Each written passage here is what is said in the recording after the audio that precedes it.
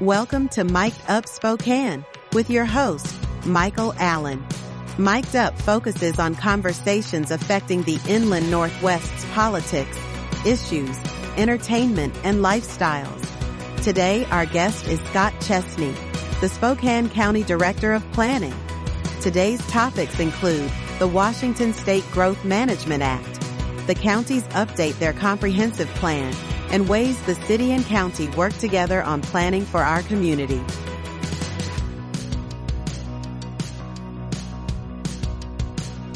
Welcome back to another edition of Mic'd Up Spokane with your host, myself, Michael Allen. Today we have a very special guest, Mr. Scott Chesney, the planning director for Spokane County. Welcome, Scott.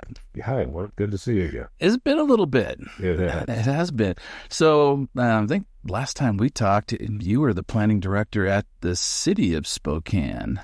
I have been now on both sides of the river. That's correct. So this should be a very interesting conversation as we get into it. But tell us a little bit about yourself. How did you end up in Spokane, your background, where you went to school, that type of thing? Happily. I started in the Midwest, born roughly the southern part of Minneapolis. Did my undergraduate work at the University of Minnesota in architecture and then broadened that to planning because I saw this really great world of trying to build good places instead of just designing buildings. And so I did my graduate work at the University of Wisconsin in Madison and discovered another wonderful city that has great attributes. Wonderful, it's the very definition of walkable cities and things like that. It is. Spent the next 15 plus years in planning consulting, mostly in the Midwest, and then we expanded to Colorado. And what we did was try to help cities that had economic downturns, the industrial Midwest, the rust-belt cities, help them rebuild their downtowns in new and vibrant ways. And that was very rewarding. Ultimately, though, I got a little bit of tired of being on airplanes every week and decided to try planning on the public side and went to Surprise, Arizona, suburban Phoenix. Who offered me a chance to do that when we were looking for work at the time. Nah, but darn. It's like, well, all right, let's give this a try. At the time, that area was growing exponentially. This was 2005. And so they were growing in, 5, 6, 7,000 building permits a year. Wow. In the area, yeah. I was in that area for roughly 5 years, and the area grew from about 80,000 people to over 125,000 in that short period of time. So typical of Phoenix. And then the economy really cratered in the late 2008, 2009 era. As it did everywhere. It did. And in kind of looking around for what to do next, I ran into Mike Taylor, who offered me a chance to come up to Spokane. Rest his soul. Yep. And I came up here and fell in love with the city. It had the great bones. It had the great downtown. And even in talking to us, this is a collection of great neighborhoods, and it was a really enjoyable space to spend some time in it. Glad to have done that. After leaving the city, went back into the private sector for a while, working in planning and development, mostly in the Seattle area, but with a company here in Spokane, trying to bring foreign direct investment into projects for a few years, and then the county also offered me a chance to come in as John Peterson was retiring, looking for someone to take the reins and notably to shepherd the county through this 2026 plan update. I think the commissioners, Commissioner French at the time, Kearns and Cuney, all recognized that the county needed to really get aggressive in terms of how it was going to grow into this next generation. And so they gave me the chance to take this ship in that direction. And how many years you been there now? It's been just over 4. Nice. Yeah. So before we get into a lot of the county stuff, let's back up. A lot of people, when they come to Spokane, especially in the summer months, they're like, wow, Steve Salvatore was kind of the same thing. They were here and was like, wow, this place is amazing. Yeah. Winters can be a little gray. There's no doubt about it. But you get up here, who was the mayor that hired you? Mary Verner okay. Actually made the offer in October of 2011. And then obviously she lost the subsequent election, and David Condon and I started talking early on about my background, and he and I hit it off pretty well. So when you get to Spokane, what were some of the challenges that you found as part of the planning director for the city? I think it was the things that attracted me here were kind of threefold. One, the airport area had recently been annexed into the city. And in meeting Larry Crowder, it was 7,000 or 8,000 acres of developable land, that some of which could even have runway connections or taxiway connections. That's kind of unheard of in most metro areas. The other was the university district. Again, there's no place in the country building the university districts. And here we had 4 or 5 different institutions coming together to form a nucleus that I saw as potentially being a research base that could spin off dozens of jobs and companies in the entrepreneurial scheme, which, speaking of Salvatore, he was very much involved in. Very active. As were you. And the other part was the city's plan at the time, the 2001 plan, had these centers and corridors concept. And to me, that was really far thinking for 2001. Those were the very early years of the Growth Management Act. It had just been in place. Everybody was trying to figure out, what does it really mean? Mm-hmm. And the city's plan with centers and corridors was really innovative. And I was really attracted to that. The challenge I saw was the centers and corridors were awfully diluted. There was a lot of that area.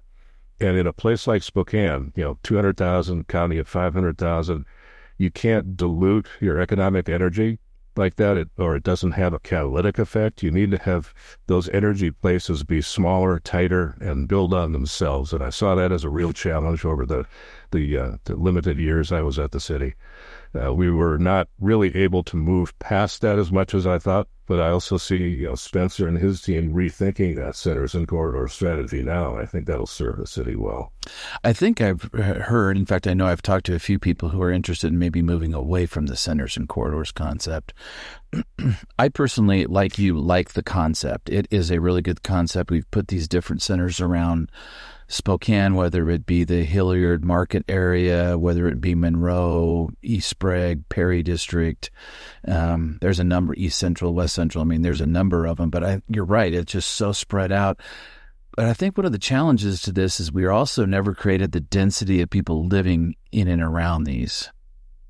That's absolutely true. It's hard to do, in hindsight, you look back, it's hard to do here in Eastern Washington because it's not a full-blown metro like the Puget Sound area, right? Where you have that range of residential lifestyles that's looking for downtown condos all the way out to rural, large acre living, and so you just don't have the economic energy to make all of that happen in that disparate area of those centers and corridors. You really need to focus on some target priority areas and make those work. You mentioned Perry District. That has really added a lot of residential density over the last 10 years, and that's kind of on the cusp of becoming its own thing as well. Garland has been adding, residential in and around, the theater and that area, and so they're sort of coming into their own, even without a more active role. But it's been 10 years or more since some of those ideas were first there. But absolutely, and of course, Spokane is really lacking a true vibrant residential presence downtown. Some of the projects that have been there early on, the J.C. Penney building and the flour mill projects, are stable, flourishing by themselves, but they haven't spun off a lot more energy that could have happened down there. And we need it to happen down there because I don't know that office space is coming back, at least the way we knew it. It's hard to predict. Those are really kind of crystal ball cycles. But yeah, the challenge of COVID showed a lot of companies in a tech age that you don't need to be sitting in an office to be productive for that company. And that's, in one way, that's very good for Spokane County because our small towns, like Spangle and Deer Park and other places, can be great places to live for somebody that wants a calm or rural lifestyle, but might still be working for a tech company in San Francisco. So there's a huge advantage for Spokane County in that shift of office space. Back to the point of downtown, though, yeah, there's going to be convergence. Kohl's company in changing the Macy's Bon Marche store into a condo was a challenging project, but a really good sign for downtown. Turned out awesome too. And while some of the office buildings are hard to convert, Ben Stuckert used to say, there's so many parking lots downtown that in some partnership with, the parking entities and the landowners, there's a lot of land downtown that can be built for residential if you can find the market. And Ben and I have had this conversation. We've actually had it on this podcast, actually. So, and he's absolutely right. But the thing I think that gets lost in that is most of the parking lots are owned by a company that does not reside in Spokane. And they are not inclined to follow that path because it's very profitable for them the way it is. Is there a way to pull a lever through planning to change them and motivate them to put those in? Because I can tell you right now, from having construction experience, it's a lot easier to build new sometimes than it is to renovate, especially 100-year-old buildings. Yeah, no question of that, Mike.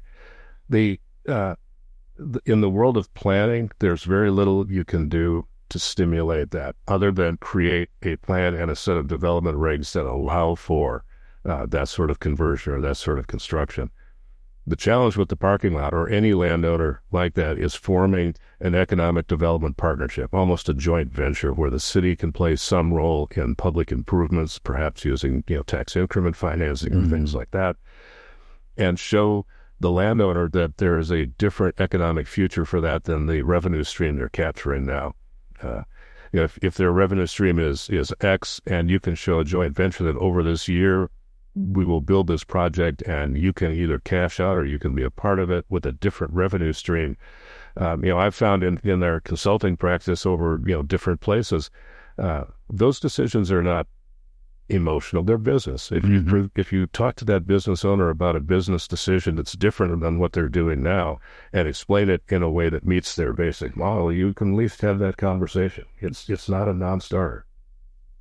And we need to have it because, and you're absolutely right, and goes back to it, some of it will change because everything changed. I don't think anyone could have saw pre-COVID that, the workforce just wouldn't go back to the workforce. And a company like Zoom, how about them hitting it right at the right time? Wow. So, all right, so that's enough me bugging you about the city. Let's talk about the county. So you've been there for almost 4 years, a little over 4 years now. So talk about, what's going on with the county and what you guys are working on and what are the issues and opportunities you're facing. Absolutely.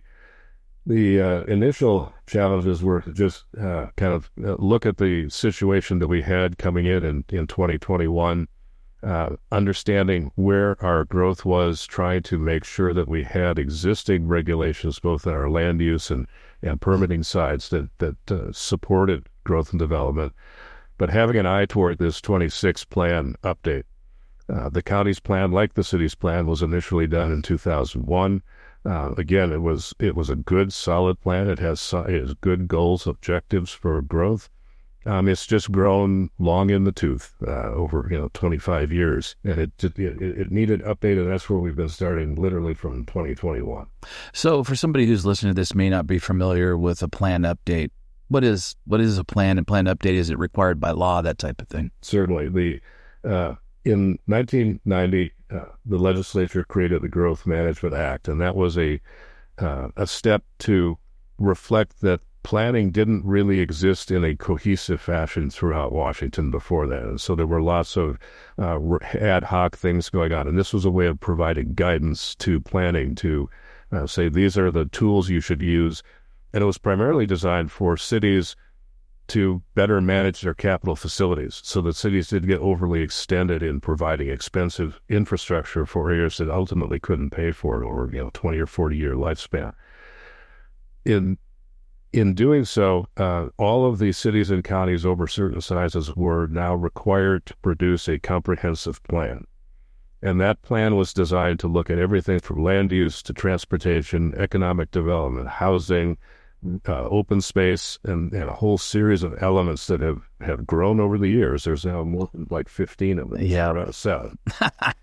And so it is a statutory requirement that we have and update our plans now every 10 years. The county did its last update in 2016, 2017. At the time, it was a 7-year update. Now it's a 10-year update. So we're coming up in being due in the end of in the end of 2026. It is a statewide requirement, a mandate to update that. The plan is designed to guide the county's actions in those capital facilities, in our transportation work, and so that the investments that are made with public dollars are leveraged against growth themselves, and rather than being spread in an inefficient fashion. Do you have to work with all the local municipalities as you develop this plan? Because with the city, I think it was only the county we worked with. But with you, you've got a whole bunch of partners to work with. We do. Under the Growth Management Act, the county is considered a regional government. And what that means is all of the city and town comprehensive plans need to be in cooperation or conformance with the county plan. That does not mean that the county dictates what goes on. It means we coordinate. Like we've said before, the idea of a vibrant downtown being, a critical area for the overall county. We want to work with these cities to ensure that their planning is consistent with going on their neighbors and consistent with the county as a whole. Where that really manifests itself is on the edges of the cities. Cities have municipal boundaries. They grow within those. But the Growth Management Act created these urban growth areas, which are unincorporated parts of the county, generally on the edges of all of the cities, in which areas that urban growth or the kind of suburban growth that we see is supposed to happen, and outside of which there should only be rural or low-density growth. The county and the county board is the final decision maker on what those urban growth areas look like, because they are all in the county. And the board does that upon a recommendation from what's called the Steering Committee of Elected Officials, which is where the cities and towns all have a voting seat. There's 15 members at this group, and that group goes through with all the technical planners helping them. What does that growth area look like? What does it need to be for all of us to grow healthy in these next 20 years? But it does come back to the county being the coordinator of making that final decision. Yeah, it's the Growth Management Board. I was actually vice chair of that for a period of time. So been a hot minute, though. In fact, it was all the way back at the beginning of the last planning process, if I remember right. So what are as you go through this, because it is the board that makes the decision, it is based upon the technical input and equations and quotients that the state provides before where you can determine where things can go and where things can't. And we'll take a quick sideline here. When you were going through these, figuring out where the growth is going to be and where you're going to recommend that growth is, what is that process that you guys go through with the municipalities? It is a very well prescribed process. It's called land capacity analysis for counties in our jurisdiction.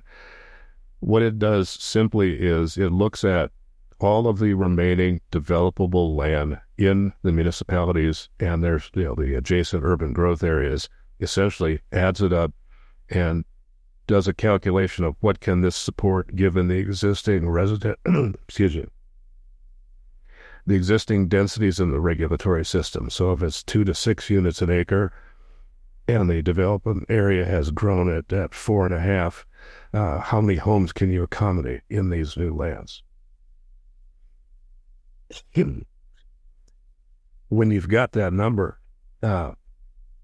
you then balance that against the expected growth over a period of time, and then you have to match those. Do we have, how much growth can we accommodate within our existing boundary, and how much do we need to plan for outside of that boundary?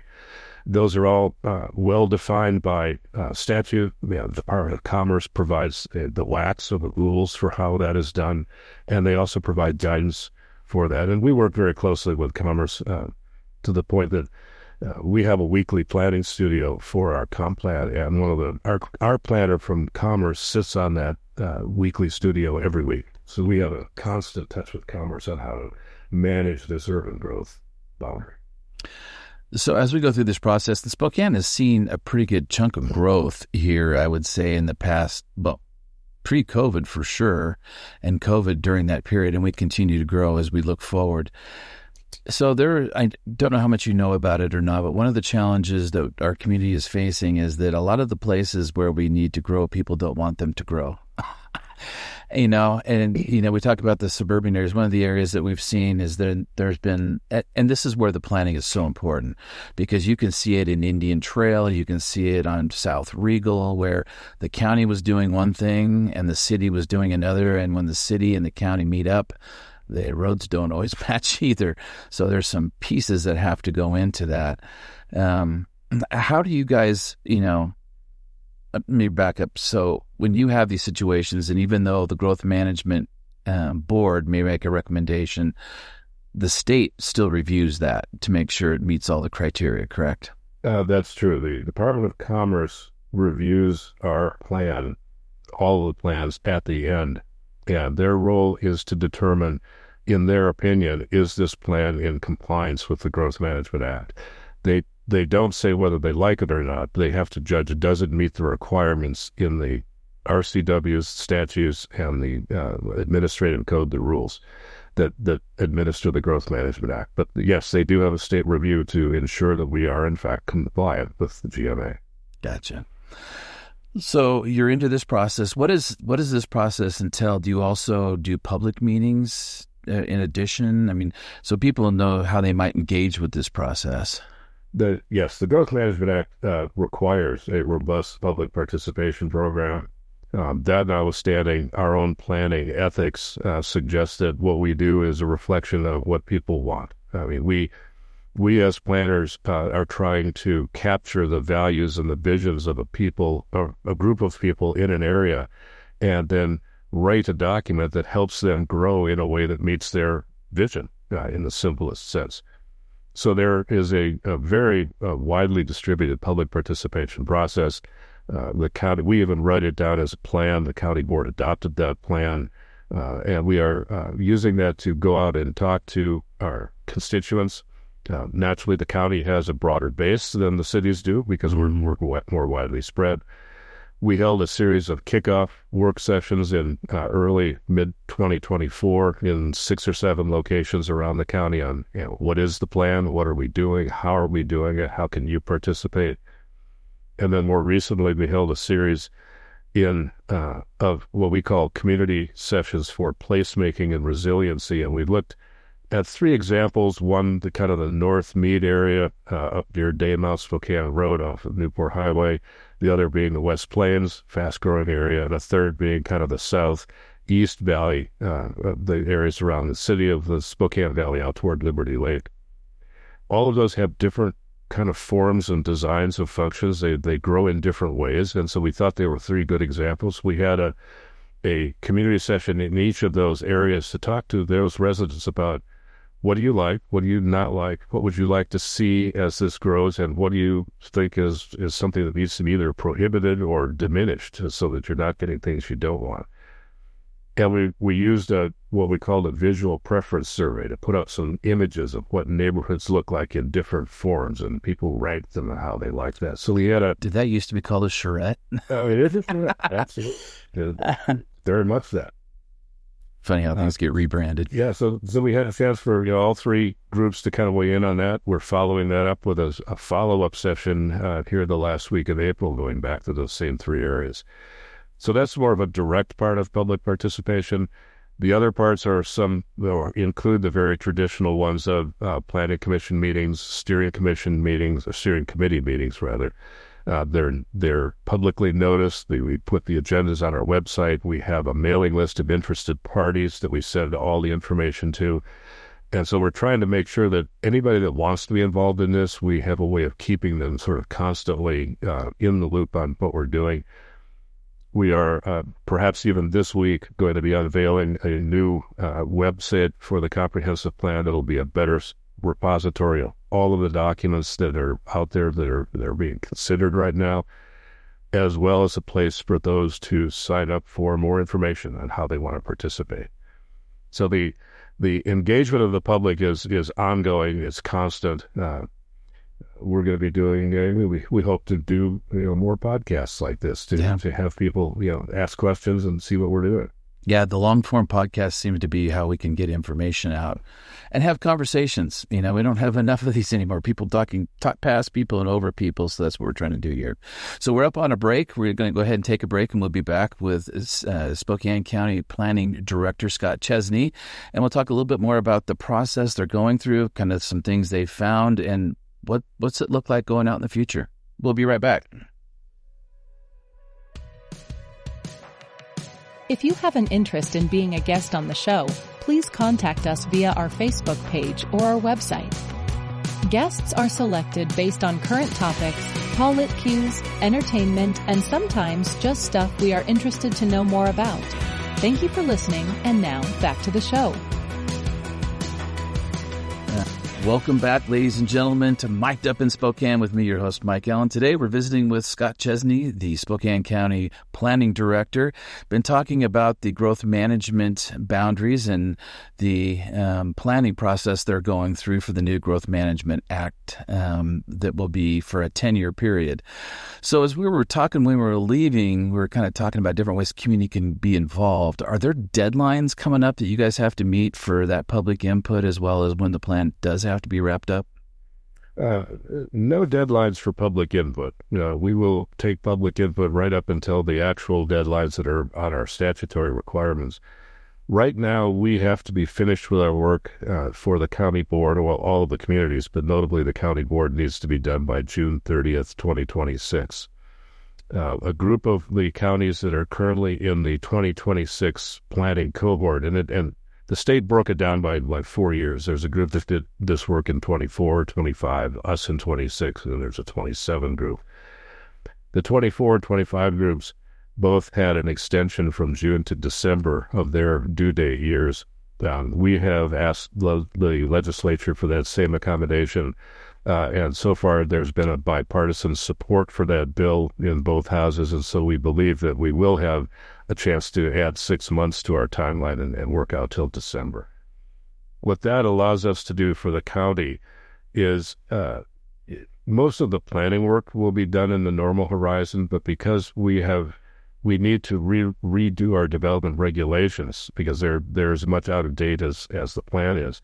That gives us a chance to update those as the plan is being more supported rather than try to do them on a parallel track, whereas if you hit a hiccup, now you've done a lot of work that you have to go back and redo. So the deadline gives us a chance to keep talking to the community about what the actual regulations are going to look like, which is how you get this thing built beyond the original deadline. But anyway, June 30th is one deadline. December 2026 is the other hard stop deadline. We must be done with our work by then to be in compliance with the statutes.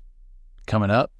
It comes up very, very fast. Always does. It seems so far out there, and then it's right around the corner.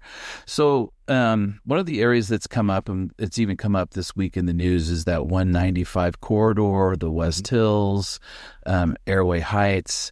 So can you guys talk a little bit about what's happening along those lines from the county standpoint? There's a whole other issue going on with the city and the land swap that's happening. There could be 1,000 new residential homes in that corridor, which will need planning, so to speak. So can you talk a little bit about where that area is? It's a very interesting area for us in the county, and we know for the city. Spencer Gardner, the city planning director, and I have had a number of conversations about how we can better coordinate or do joint planning for that area. And in that group, what we're talking about is kind of a triangle of land that starts, in the north part, roughly the famous on-ramp of the 195 to I-90. I hate that on-ramp. But going from 195 over to I-90 as they expand, and then trying to move east-west across that area is almost impossible. Thorpe Road is about the only way to move through there these days, and that has all sorts of constraints that the city has recognized, as well as DOT and others. It is an area that desperately needs attention, or it will languish. And if that happens, put it this way, it is an important area for growth for the entire county as well as the city. The vast majority of job growth in the last 5 to 6 years has been on the West Plains through distribution, warehousing, things like that.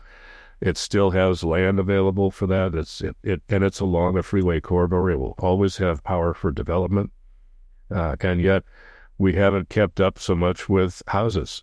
We don't have homes that are in close proximity to those emerging jobs. They're forcing people to drive long ways to go to commute, to get to work. And so working with the city in that area, we hope to turn that into a more integrated development over at least set the groundwork for that for this next 20-year horizon. And part of it is, like the North Spokane corridor, some things take 50 years to build. Right. But if you don't look at some of the immediate parameters and constraints of an area, like east-west transportation in that area, if you can't find some corridors and start to look at right-of-ways and identify opportunities, they will disappear and you'll never have the chance to fix it later. Or if you try to fix it, it becomes a lot more expensive. And so that is a booming area of interest for both the city and the county. And and not to get too far into that, but the city of Spokane is the water provider and sewer provider for the entire southern West Plains. And so there's a built-in relationship for the city and county to cooperate to make that planning area possible. I don't think people realize that when you talk about water rights and water service areas or sewer service areas, that the city of Spokane is now has that responsibility in those areas. And, somebody who may be worried about moving out there because of some of the groundwater contamination that's gone on, that won't be the same water that the city of Spokane is supplying. That is a very volatile issue. Yes, it is. So it sure is. We understand that. We are.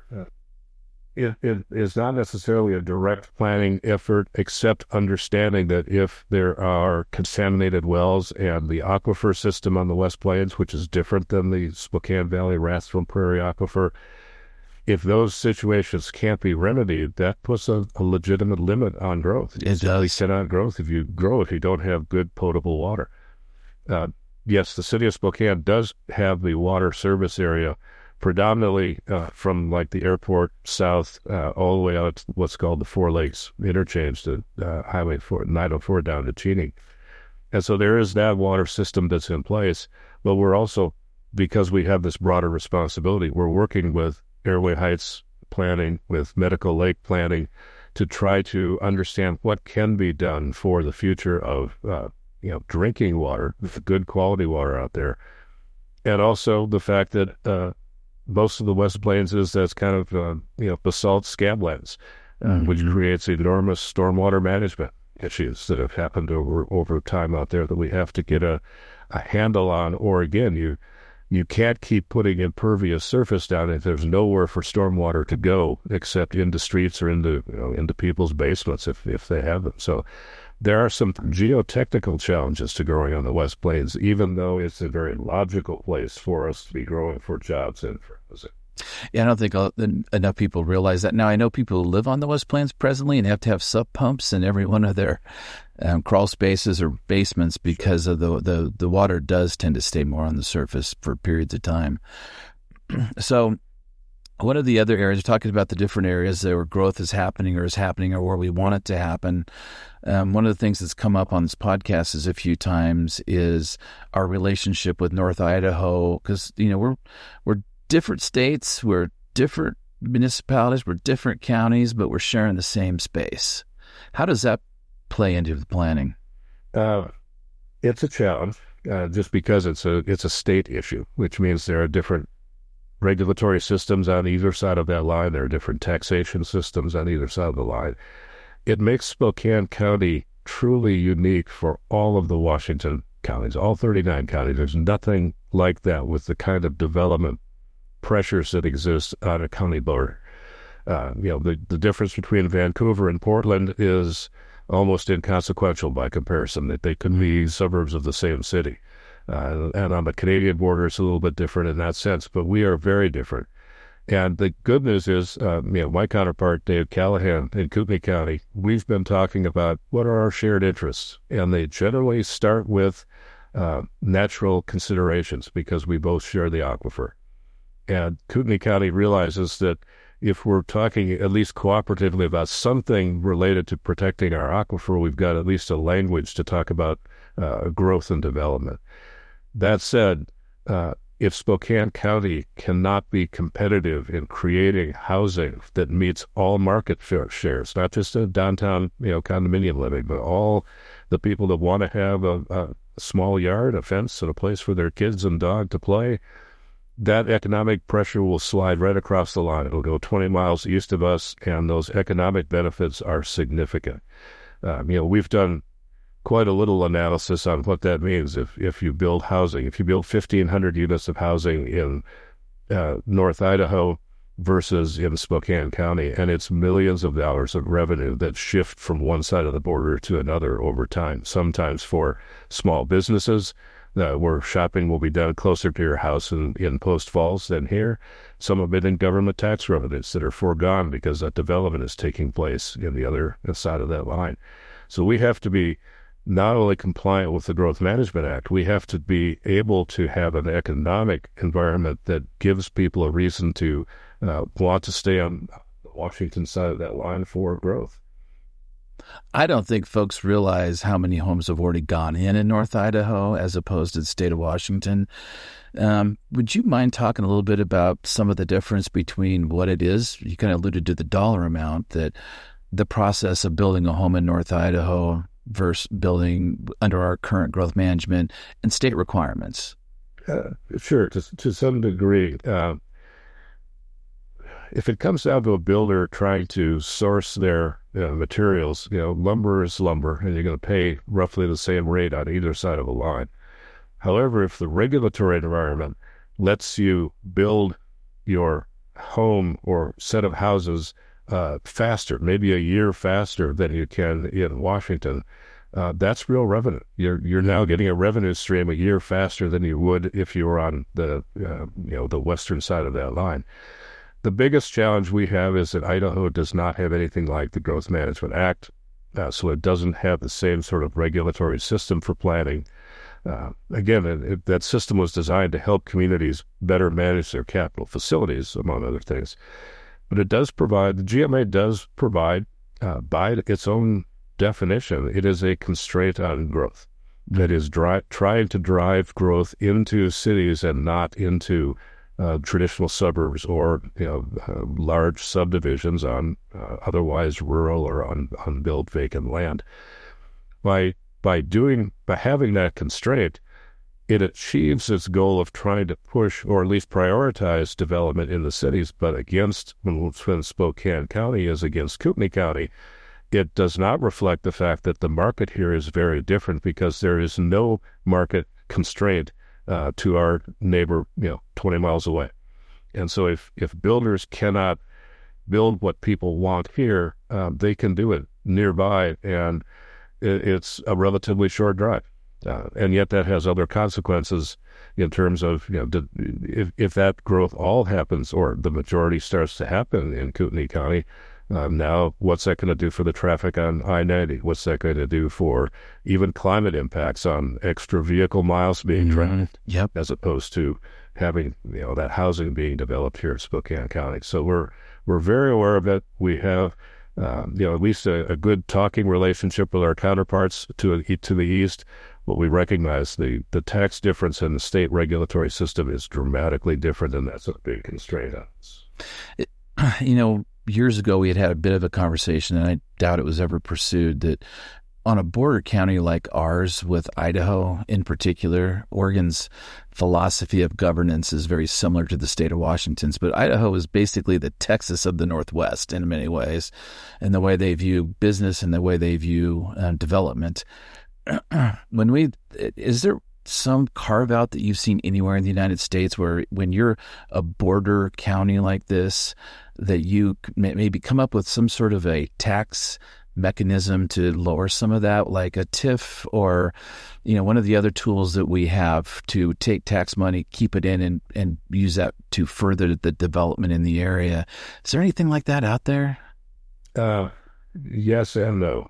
There are places that have shared revenue formulas for development so that municipalities don't necessarily have to compete for development on my side of the line or your side of the line.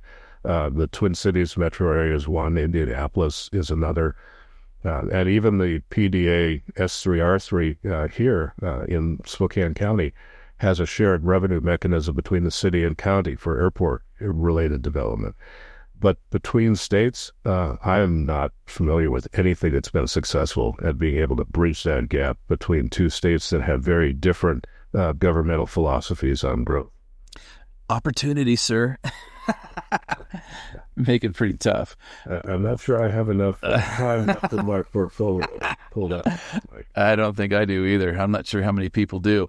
But it is a real advantage for Idaho. You know, I will say that's one of the challenges in your job and at the city of Spokane too, is how do you continue to promote that growth and make it attractive so they don't go where it is cheapest to build, and like whether or not people march and move with their pocketbook.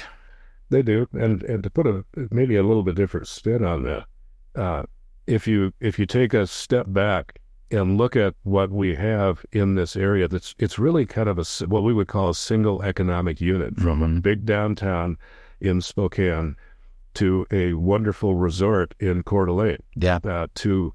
To anybody that comes here to visit or to participate, and really even to live without the details, it's all one place. We are all one place, and if through working with Kootenai County and others, if we can take some of those advantages and build on them, we can overcome perhaps some of the challenges we have on the tax and regulatory side. But it will always be different. Yeah. It will always be there. Yeah, and there's not much we can do about that. So we only got a couple of minutes left here. One of the goal, big vision questions I would have for somebody in your position or somebody who's a planner at the city is, what do you think are the key 2 or 3 things that the region should be working on, whether it be transportation, more planning, that really, especially with your background working with many different cities on revitalizing downtowns, what are some of those things that could be stretch goals that we really would benefit our community in the long run? Mike, I think the single biggest thing, and this is more on the county side, but it relates to city planning in general, and that's to treat some of our edge areas, our urban growth areas, rather than as sprawling suburbs or as traditional suburbs, but try to start thinking of them more as neighborhoods and trying to add into those traditional subdivisions places with services and amenities and parks and some other recreational opportunities, so that they create more of an identity for the homeowners that live there. They feel like they're living at a place instead of just at a crossroads.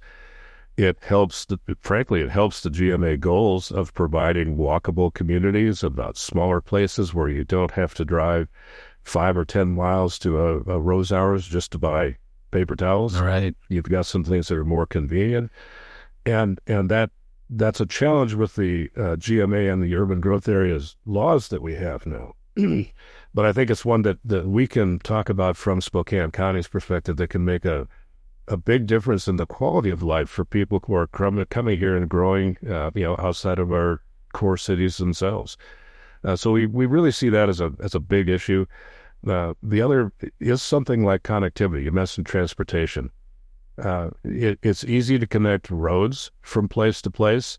It's not been as big a priority to connect trails and pedestrian systems for people to move around outside of the cars, and not to fall into the we should get people out of cars mentality, because that doesn't work in Spokane County. We need a robust vehicle transportation system, but having trails that connect to things is a kind of an untapped asset.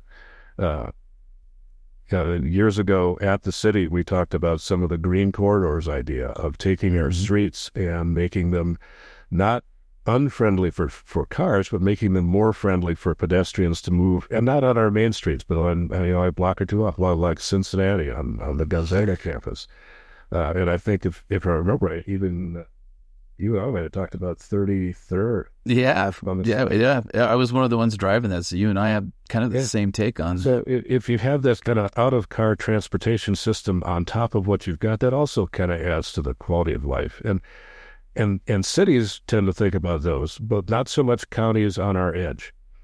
And then I guess the last thing is is truly a county focus because the cities simply don't have that. Isn't that we have a rural component. We have an agriculture economy. Mm-hmm. We need to do everything we can to strengthen that, to make it vibrant, and let people continue to live and work on these farms over time from multiple generations. We're seeing that change as it always has been, but that is such an important part of the quality of life of Spokane County that is a huge focus for us at the county planning office. We live in an amazing place, and you guys are doing amazing work. And I know there can be conflict between the city and the county and other things you guys, as process works its way through. But excited to see what you guys come up with and where we're going in the future. We're trying to be a good planning partner with our cities. That does have some tension from time to time, but we're trying to go arm in arm going forward. That's what we try to do, and there's nothing that can't be resolved either. So, Scott Chesney, it's been a pleasure to see you again, my friend. Planning Director for Spokane County.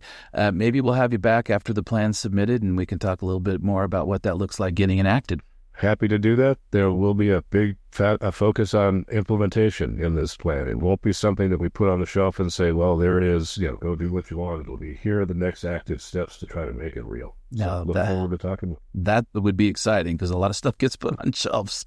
So looking forward to it. Thanks, Scott.